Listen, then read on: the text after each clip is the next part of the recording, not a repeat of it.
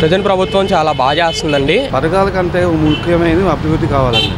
అభివృద్ధి అయితేనే తర్వాత మన పథకాల గురించి చాలా. మరి కొంతమంది రెండు పథకాలు ఏమి రావట్లేదు, గతంలోనే వచ్చినాయి. బ్రహ్మాండం వస్తుంది, ఎందుకు రావడంలే? ఒకేసారి 4,000 10,000 పెంచా, వికలాంగులకి వాళ్ళకి వచ్చి 3,000 పెంచా.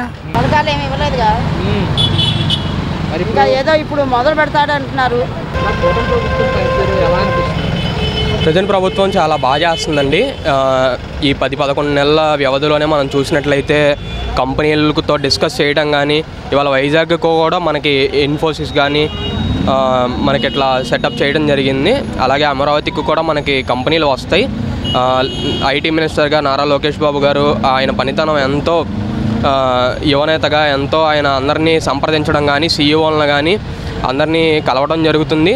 ప్లస్ ప్రతి కంపెనీకి కూడా వెళ్ళి వాళ్ళకి చెప్పడం జరుగుతుంది, మాకు ఇట్లా ఉన్నాయి, ఇట్లా వనరులు ఉన్నాయి, మాకు ఇలా మేము ల్యాండ్ అలొకేట్ చేయడం కానీ అన్నీ ఎక్స్ప్లెయిన్ చేస్తున్నారు ఆయన.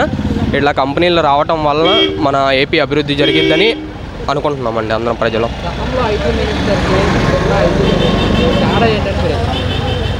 మనందరికీ తెలిసిందే అండి, ప్రీవియస్ ఆయన గుడివాడ అమర్నాథ్ అని చెప్పేసి ఆయన ఉన్నారు. కోడిగుడ్డు పెట్టలేదు, ప్లస్ అక్కడికి వెళ్తే చలి ఎక్కువగా ఉంది మేము అని చెప్పేవాళ్ళు. ఇవాళ మన లోకేష్ బాబు గారు చూసిన పనితీరు కూడా మనకు తెలుస్తుంది. 10 సంవత్సరాల్లోనే ఆయన ఎంతో 3 రెట్లు, ఇప్పుడు ఆ మినిస్టర్ ఎంత చేశారో 3 రెట్లు కదా, ఇంకా ఎక్కువ 10 నెలల్లోనే చూపించారు మనకి. వాళ్ళగా కబుర్లు చెప్పడం అవి కాకుండా పనితనంలోనే నిరూపిస్తున్నారు. ఇవాళ మనం జస్ట్ ఎగ్జాంపుల్ అండి, మనం ఇవాళ చూస్తున్నాం మొత్తం ఎన్ని కంపెనీలు వస్తున్నాయి, ఏంటి, ఎంతమందితో డిస్కస్ చేస్తున్నారు. ఇప్పుడు మనం ప్రజెంటే చూసుకుందామంటే యువతకి డిఎస్సి మొన్న రిలీజ్ చేశారు. ఎంత మేలండి, అందరికి ఆస్పిరెంట్స్ అందరికి ఎప్పటి నుంచో వెయిట్ చేస్తున్నారు.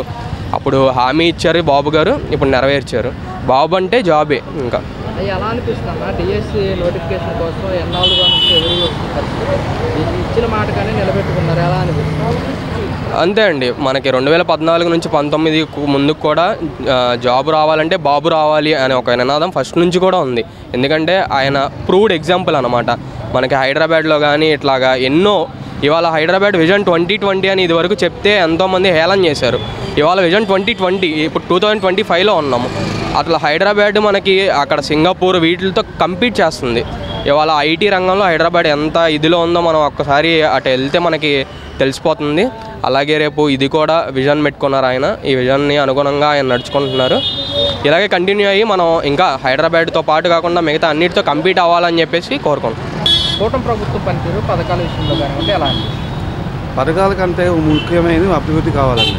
అభివృద్ధి అయితేనే తర్వాత మన పథకాల గురించి చాలా. ముందు మనకి ఇన్కమ్ వస్తే పక్కన వేరే ఖర్చు పెట్టడం, మనకి ఇన్కమ్ లేకుండా పక్కన ఖర్చు పెట్టడం అంటే అది ఎంతవరకు ప్రతి చోటు అప్పు తీసుకొస్తాం. అప్పు తీసుకొని రేపు ఆ భారం ఎవరి మీద పడి ట్యాక్స్ రూపాయన అన్ని రూపాయన చాలా దేశాలు అలాగ నష్టపోయి రోడ్డు మీద పడి కొట్టుకుని తినే పరిస్థితిలో వచ్చేసింది. కాబట్టి పథకాల కంటే అభివృద్ధి జరగడం ముందు ఉపయోగం లేదు. దాని తర్వాత ఏదైనా పథకం కానీ ఏదైనా సరే వాళ్ళు అదే ప్రయత్నం చేస్తున్నాం మేము అనుకుంటున్నాం. ముందు పథకాలు అంతేగా అభివృద్ధి చేస్తాం, తర్వాత సంక్షేమ పథకాలు పెట్టడం చేయడం ప్లాన్లో ఉంటామండి. అది మెయిన్ టార్గెట్. అలా ఉంటే బాగుంటుంది. పనితీరు పథకాల విషయంలో కానీ ఎలా అనిపిస్తుంది? దండిగా వస్తున్నాయి, దండిగా వస్తున్నాయి, ఇబ్బంది లేదు. మరి కొంతమంది రెండు పథకాలు ఏమి రావట్లేదు, గతంలోనే వచ్చినాయి. బ్రహ్మాండం వస్తున్నాయి, ఎందుకు రావడంలే? ఒకేసారి 4,000 10,000 పెంచా, వికలాంగులకి వాళ్ళకి వచ్చి 3,000 పెంచా. ఇంకేం కావాలా? మరి ఇప్పుడు పిల్లలు చూసుకుంటే కనుక మే మాసంలో తల్లికి రేపు నెల వేస్తాడుగా, బ్రహ్మాండంగా వేస్తాడు. వేయకపోతే పోతాం, అంతే కదా. మరి ఎందుకు ఎలా అనిపిస్తుంది బాబాయ్ ప్రభుత్వం పనితీరు పథకాల విషయంలో? పథకాల విషయంలో కూడా అంటే ఇంకా పథకాలు చేసిన అప్పులన్నీ తీర్చుకుంటూ వస్తున్నాడు చంద్రబాబు నాయుడు గారు. ఇప్పుడు పథకాలు అనే పనితో కొద్దిగా ఆలస్యం అవుతుంటాయి. మొత్తాన్ని బట్టి చంద్రబాబు నాయుడు అనుకున్న పనులన్నీ కూడా చేస్తాడు. ఇప్పుడు అదే కాకుండా రాజధాని పరిపాలన కూడా బ్రహ్మాండంగా ఉంది. ఏంది అది కూడా ఇంకేమైనా చేయాల్సిన పనులు ఉంటే అన్నీ కూడా నెరవేరుస్తాడు. ఆయన పరిపాలన బాగుంది. ఇదే పరిపాలన చంద్రబాబు నాయుడు కనుక 7 సంవత్సరాలు కనుక చక్కగా చేస్తే మళ్ళీ వచ్చే పరిపాలన కూడా ఆయనది అయితే ఇంకా బాగుంటుంది. అది రేపు 2వ తారీఖు అమరావతికి మోడీ గారు వస్తున్నారు, ఎలా ఉండబోతున్నారు? అమరావతి మోడీ గారు వస్తున్నారంటే ఇప్పుడు మామూలుగా ఆయన చెడగొట్టినవన్నీ నేను బాగు చేస్తున్నాడు. మరి ఆయన వచ్చి మళ్ళీ శంకుస్థాపన చేపించి మళ్ళీ ఆయన కూడా మళ్ళీ చంద్రబాబు నాయుడు సహకరిస్తే ఇంకా బాగుంటుందని నా అభిప్రాయం. మీరు పథకాల విషయంలో కానివ్వండి ఎలా ఉందంటారు మీ అభిప్రాయం? బాబోయ్, ప్రభుత్వం పథకాలు ఇస్తే ఇచ్చి ఉండొచ్చు కానీ మాకు ఎటువంటి పథకాలకి ఎలవ లేదు. మేము మిలిటరీలో చేసి వచ్చాం, మాకు ఏ పథకాలు ఎలవ లేదు. వాటి తోలికి మేము వెళ్ళాం. అయితే ఎలా ఉందంటారు గత ప్రభుత్వానికి ఈ ప్రభుత్వానికి? అసలు ప్రభుత్వం విషయం వచ్చేసేటప్పటికి గత ప్రభుత్వానికంటే ఇదే మెరుగ్గా అనిపిస్తుంది నాకు. ఏ విధంగా అంటారు?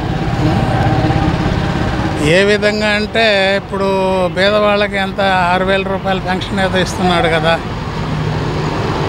అంతకుముందు ఆయన జగన్ ఎట్లా ఇచ్చాడో మనకు తెలియదు. ఆయన ఇంటింటికి వెళ్ళి వాళ్ళని పరామర్శించి ఎవరన్నా వెనకబడ్డ వాళ్ళు లేకపోతే ఆర్థికంగా ఉన్న వాళ్ళకి వాళ్ళ చదువులు చెప్పేటటువంటివి అన్నీ చేస్తున్నాడు. ఏ విధంగా చూసినా కూడా గత ప్రభుత్వం కంటే ఇది మెరుగ్గానే ఉంది నాకు. మెరుగ్గానే ఉంది. మరి ఇప్పుడు 2వ తారీఖు మనకి అమరావతికి మోడీ పర్యటన ఉంది, సభ కూడా ఉంది. ఏం చెప్తారు దీనిపై? మనం అంత రాజకీయాల్లోకి వెళ్ళలేదు. నేను ఒక మాజీ సైనికుడిని. మా యొక్క లిమిట్లో మేము ఉండాలి. ప్రభుత్వాన్ని విమర్శించడం ఇటువంటివి అనేది మాకు చెల్లదు. మాకు కావాల్సింది అన్ని ప్రభుత్వాలు కావాలి, ఏదైనా సరే. పథకాలు ఏమి ఇవ్వలేదుగా. మరి ఇంకా ఏదో ఇప్పుడు మొదలు పెడతాడంటున్నారు. మరి పిల్లలకి చూసుకుంటే తల్లికి వందనం వచ్చే నెల వేస్తామని చెప్తున్నారు. వేస్తారు కానీ వేస్తే అది వచ్చేదాకా తెలియదు కదా. ఇప్పుడేమో పెన్షన్లు పెంచుతాము అది ఇదని అనౌన్స్ చేశారు. అది కూడా వచ్చేదాకా ఏం చెప్పలేం వేటి గురించి. అది గతంలో ఎలా ఉండేదంటారు జగన్మోహన్ రెడ్డి ప్రభుత్వం? అది ఎవరిదైనా ఏమన్నా పిల్లలకి కొంచెం అందుబాటులో ఉండడం అలా చేశారు. చదువుల గురించి కానీ పుస్తకాలు అవి. ఇప్పుడు ఈ ప్రభుత్వం వచ్చి మరి ఇప్పుడు కొత్తగా మనం మొదలు పెట్టాలిగా, చూడాలి. అదే చంద్రబాబు నాయుడు గారు కూడా కొంచెం టైం పడుతుంది, అర్థం చేసుకోవాలి. అందుకనే కామ్గా ఉన్నారు జనాలు కూడా. ఆ ఉద్దేశంతోనే ఆయన ఏదో చేస్తారు, ఇంకా అనుభవం ఉన్న వ్యక్తి అని చెప్పి. ఈయన చేశారు, చేయలేదని కాదు. కాకపోతే ఈ పథకాలన్నీ దొరికితే బాగుంటుందని. ప్రభుత్వం పనితీరు పథకాల విషయంలో కానివ్వండి ఎలా ఉంది? ఏం లేదండి, ప్రభుత్వ పథకాలు పడుకున్నాయి కదా. ఉద్యోగస్తులకు డిఏ లేదు, ఏంటి ఎంప్లాయీస్కి ఏం లేదు. ఎంప్లాయీస్ని కూడా పడుకోబెట్టాడు.